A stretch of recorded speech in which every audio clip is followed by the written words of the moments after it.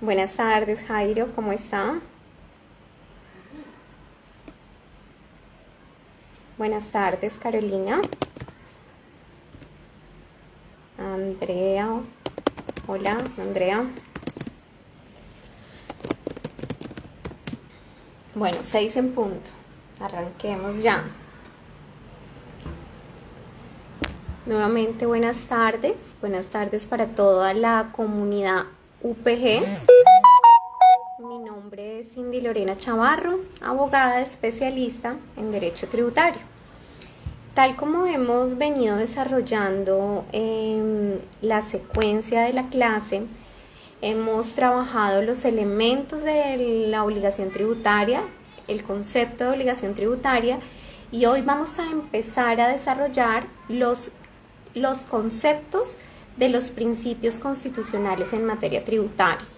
¿Por qué es importante conocer esos dos aspectos, los elementos de la obligación tributaria y los principios? Porque normalmente las controversias que suscitan entre las administraciones tributarias y los contribuyentes son la pugna de los intereses entre esos dos elementos.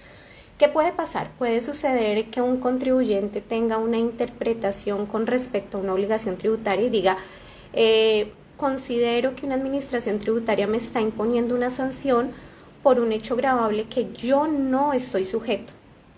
Entonces, si yo no conozco bien la estructura de los elementos tributarios, seguramente no voy a poder hacer una buena defensa. Y lo mismo sucede con la aplicación de los principios constitucionales. Puede haber discrepancia en la interpretación y la aplicación de esos principios constitucionales en materia tributaria. Entonces, el régimen tributario nacional colombiano consagra varios principios que guían la creación y la aplicación de los tributos. Algunos de ellos están consignados en la propia Constitución, como son la equidad, la eficiencia, la progresividad, la irretroactividad y la justicia tributaria. Y otros se deducen de la aplicación del derecho fundamental al debido proceso, el derecho a la defensa y el derecho a la prueba. Sobre eso vamos a hablar en otras sesiones. Hoy vamos a concentrarnos en el principio de justicia tributaria. Veámoslo en el artículo 95 de la Constitución Política. Entonces, artículo 95. La calidad de colombiano enaltece a todos los miembros de la comunidad nacional. Todos están en el deber de engrandecer y dignificarla. En el ejercicio de los derechos y libertades reconocidos en la Constitución, trae consigo unas responsabilidades. Toda persona está obligada a cumplir con la Constitución y con las leyes. Son deberes de las personas y del ciudadano, numeral 9 del artículo 95, contribuir al financiamiento de los gastos e inversión del Estado dentro del concepto de justicia y equidad.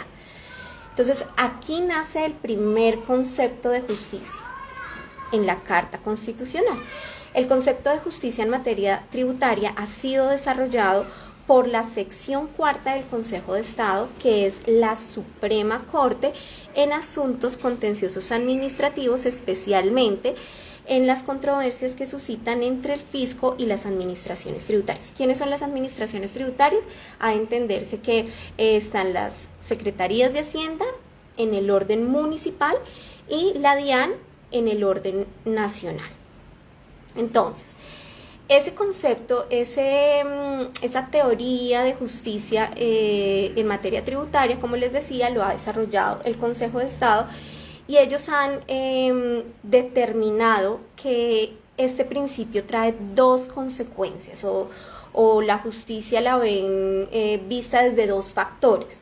Uno, no puede haber la imposición de un gravamen o de un impuesto, un tributo sobre un mismo hecho, dos veces sobre un mismo hecho económico.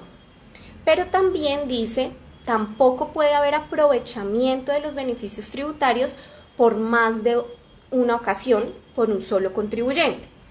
Entonces, la jurisprudencia ha sido clara en sostener que no hay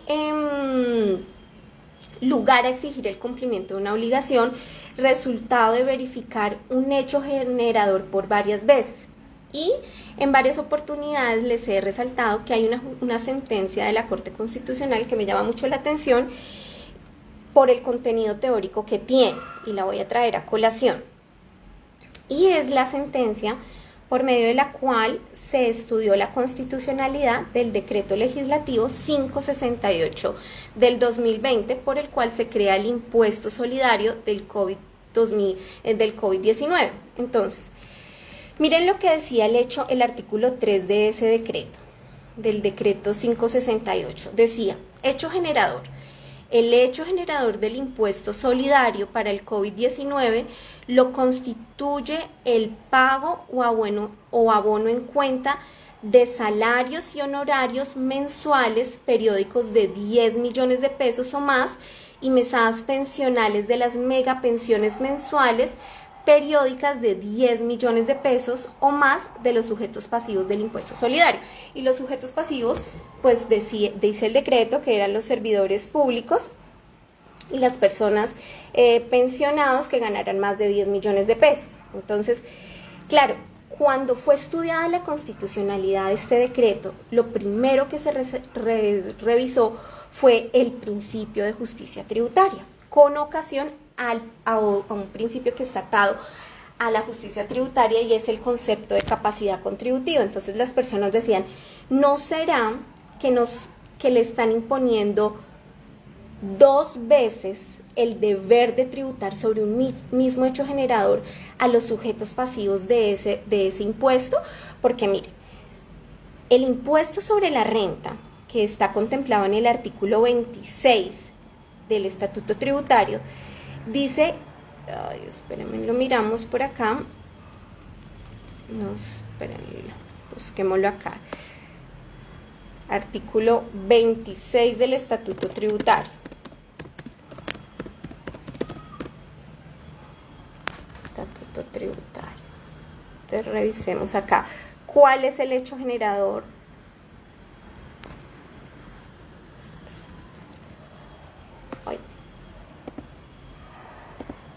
Estatuto Tributario, no sé si alguien me puede ayudar con, pero verdad que acá no, artículo 26, entonces les voy a hacer la lectura del artículo 26, dice, el hecho generador de el impuesto a la renta es el siguiente, la renta líquida gravable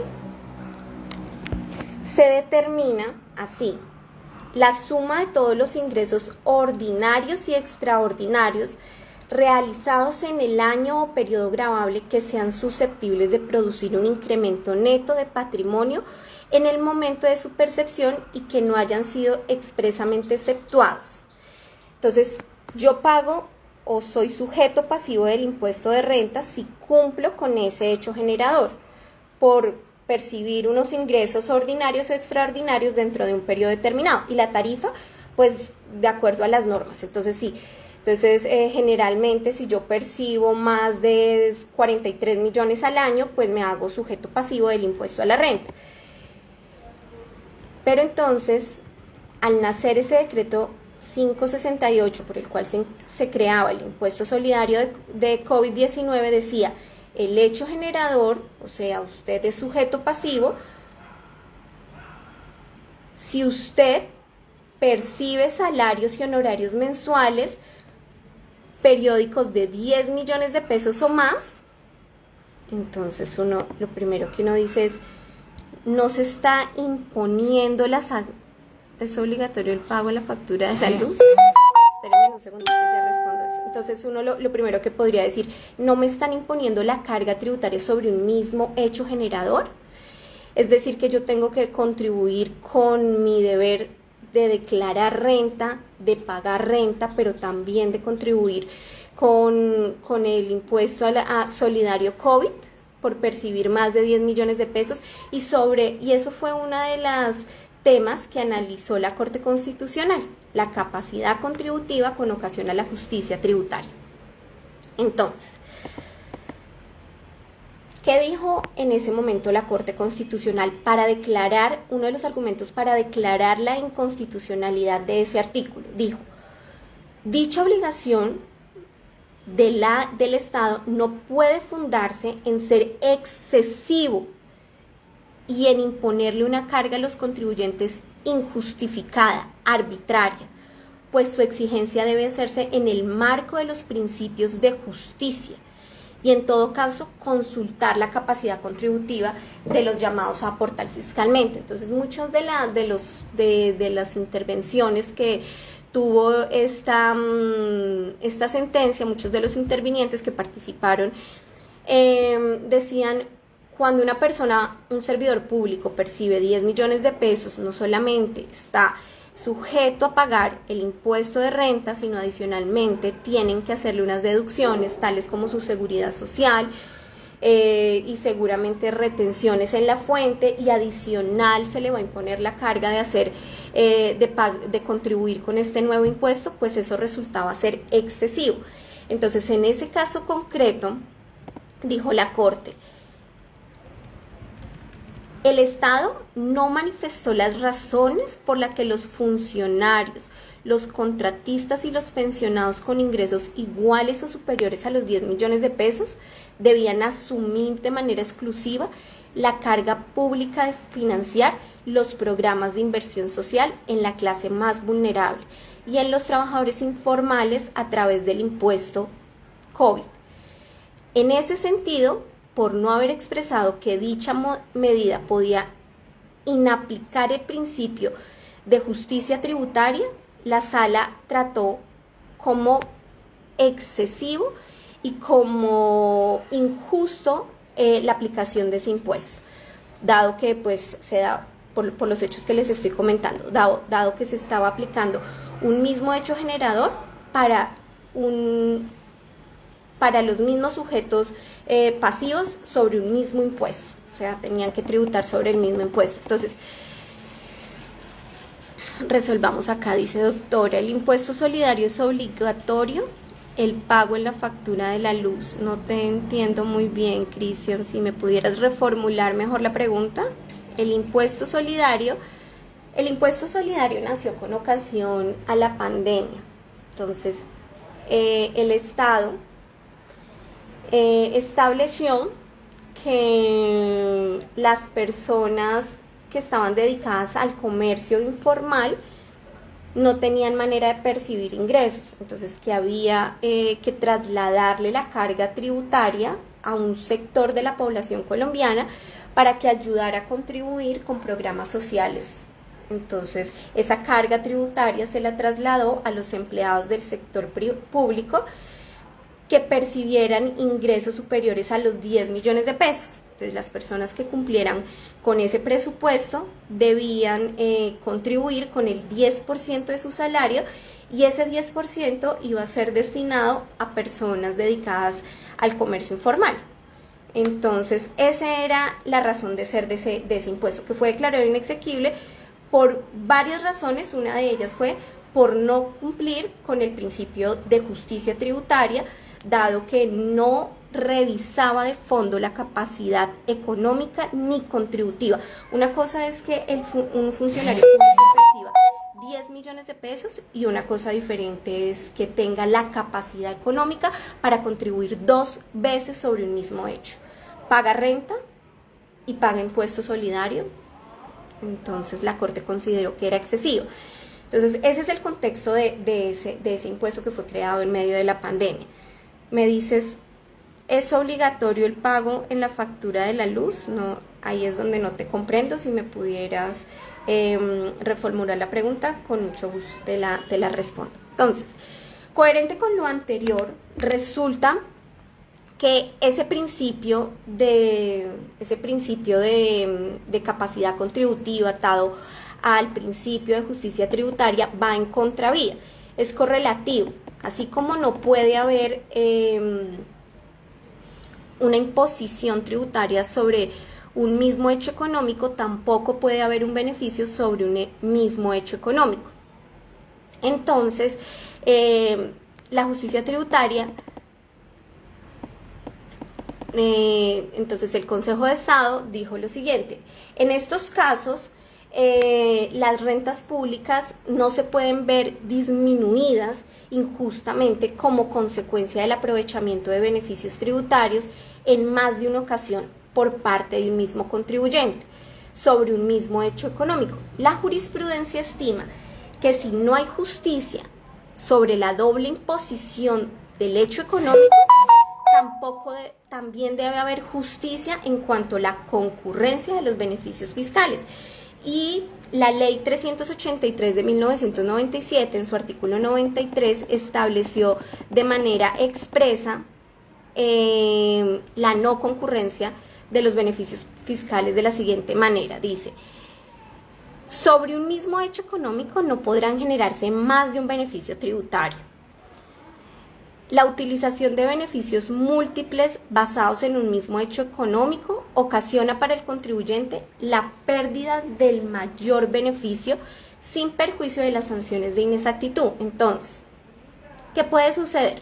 Una persona presenta su declaración de renta y una vez está elaborando su declaración de renta, considera que con ocasión algún concepto de la DIAN, algún beneficio de la norma, puede llevarse dos beneficios sobre un hecho económico.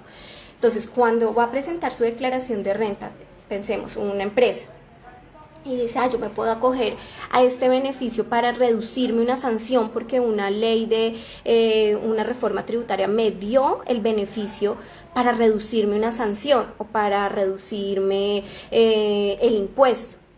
Y adicional a eso quiere acogerse a un beneficio adicional que la jurisprudencia o que la misma ley ha otorgado. Entonces ahí la norma le dice: no, usted no puede, si bien a usted no se le imponen tributos sobre un mismo hecho económico, usted tampoco puede acogerse a doble beneficio por un mismo hecho económico. Entonces, esa es la razón de ser del principio de justicia tributaria. El Consejo de Estado también y la Corte Constitucional han desarrollado también el principio de capacidad económica, que no es igual al principio de capacidad económica, no es igual al principio de capacidad contributiva. Entonces, pensemos, por ejemplo, en el impuesto predial, el cual tiene como hecho generador el ser poseedor de un bien inmueble o tener el título de un bien inmueble. Entonces, cuando yo tengo un bien inmueble en una determinada jurisdicción del país, me hago sujeto pasivo del impuesto predial. Entonces, si bien yo puedo tener 5 propiedades, me hago sujeto pasivo de la obligación de contribuir al impuesto predial por tener ese bien inmueble. Eso no quiere decir que yo tenga capacidad económica para cumplir con esos impuestos. Seguramente lo que sí tengo es la capacidad contributiva, porque por exigencia legal yo debo pagar el impuesto. Eso no quiere decir que tengo capacidad contributiva económica, es decir, que percibo ingresos de todos los inmuebles. Entonces no sé si es claro, si alguien quiera participar con una pregunta en el chat sobre esto que les estoy diciendo.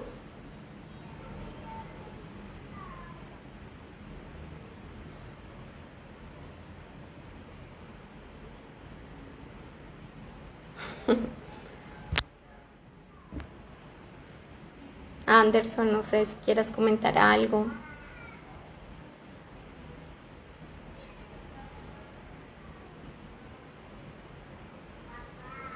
Cristian.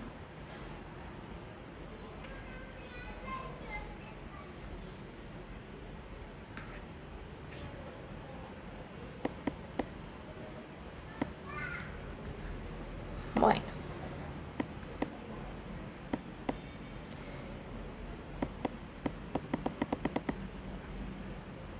Anderson, no sé si quieras comentar algo.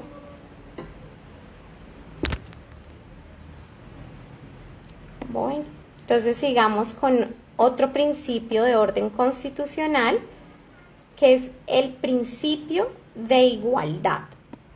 En materia tributaria, nosotros hablamos del principio tributario que se manifiesta a través del concepto de equidad.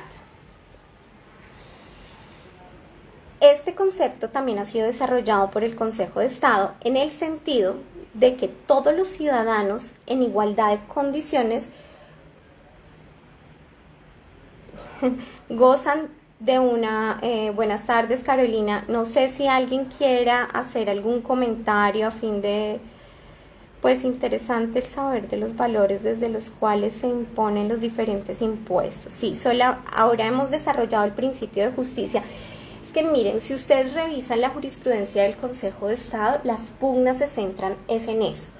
Las discusiones con la administración tributaria es importante que nosotros las resolvamos a partir de la interpretación correcta de los principios constitucionales. Entonces, en materia tributaria, usted puede sentir que es excesiva la carga tributaria, pero usted tiene que justificarla y saber interpretar por qué considera usted que le están vulnerando su principio a la justicia tributaria. Entonces, por eso es que es fundamental, porque las pugnas en materia tributaria se resuelven a partir de buenos argumentos con las discusiones de los principios constitucionales. Bueno, entonces, como les decía, otro principio es el principio de la igualdad. Y en materia tributaria nosotros lo conocemos como el principio de equidad. En estricto sentido se llama principio de equidad y así lo ha desarrollado el Consejo de Estado. Entonces, el principio se manifiesta, por ejemplo, en la idea de que todos los ciudadanos en igualdad de condiciones gozan del mismo derecho a la exención de impuestos en los términos de la ley. Cualquier diferencia de trato entre los obligados tributarios y específicamente en el establecimiento de una exención a favor de un determinado contribuyente vulnera nuestro derecho a la igualdad. Por eso los elementos de las exenciones, de los beneficios, de los privilegios fiscales deben estar muy bien justificados. Por ejemplo, si ustedes revisan un acuerdo municipal, si ustedes revisan una resolución de la DIAN, ustedes tienen que revisar si ese beneficio o una ley tributaria, cobija a todo el sector o a todos los sujetos pasivos a los cuales va dirigido ese impuesto. Si de no ser así, usted tendría, si usted es muy acucioso, iniciar el control de legalidad de esa disposición normativa, toda vez que va en contravía de un principio constitucional que es el principio a la igualdad. Entonces, fíjense que en el caso que les hablaba ahorita del impuesto de COVID, estaba dirigido, y eso también fue uno de los argumentos de la Corte Constitucional, ¿por qué va a estar dirigido solamente a los funcionarios del sector público? ¿Por qué no a los funcionarios públicos que también perciban más de 10 millones de pesos? ¿Por qué solamente a los funcionarios públicos? Eso transgrede el principio constitucional de igualdad. Entonces, eso fue también una de las razones por las cuales dijo la Corte Constitucional, se transgredió no solo el principio de justicia tributaria, atado al principio de capacidad contributiva, sino que también se transgredió el principio de igualdad, que es conocido en materia tributaria como el principio de equidad. Entonces, para el Consejo de Estado y para la Corte Constitucional, es que a la hora de establecer una obligación para una persona determinada y eximirla de una carga tributaria, eso hace irregular e injusto e igualitario un régimen tributario. Entonces, la única manera de que exista en el ordenamiento jurídico tributario beneficios tributarios es porque tienen plena motivación y tienen un amparo constitucional el cual permite que se beneficie otra población determinada. Si yo voy a, por ejemplo, a beneficiar a un sector determinado de contribuyentes, por ejemplo, con la expedición de una norma voy a beneficiar a algunos empresarios para que paguen menos impuestos, debe tener una motivación esa norma, y la norma debe estar inspirada en los principios constitucionales. Es seguramente porque le voy a dar, voy a hacer unas inversiones sociales, porque voy a establecer beneficios fiscales a una población determinada, a un sector económico de la sociedad, porque al favorecerlo a ellos ellos van a generar empleo en los jóvenes, por ejemplo, porque ellos van a incluir en sus nóminas a personas con unas condiciones especiales, por ejemplo, a discapacitados. O voy a establecer en una norma, por ejemplo, los beneficios tributarios, por decir alguna cosa, los de economía naranja. Voy a establecerle unos beneficios fiscales porque necesito incentivar la economía y motivarla para que se inyecte capital al país, y si yo le permito a ellos unos beneficios fiscales, entonces ellos van a empezar a tener mayor inversión en la economía y vamos a inyectarle productividad a la economía. Tiene que estar justificado y plenamente motivada la aplicación de un beneficio fiscal en nuestro ordenamiento jurídico. Entonces, no sé si está ahí, tengan alguna duda, algún aporte.